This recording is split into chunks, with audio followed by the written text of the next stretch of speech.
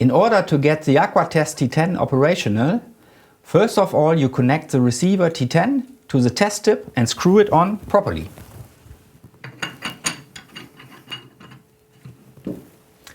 Then switch on the wireless headphone F8.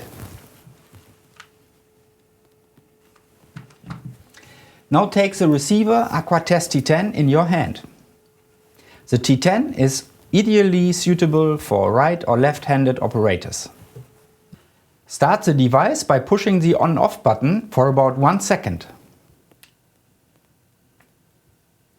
Please pay attention not to touch the sensor area as long as "Don't touch" is shown on the display. The Aqua Test T10 is now ready to use.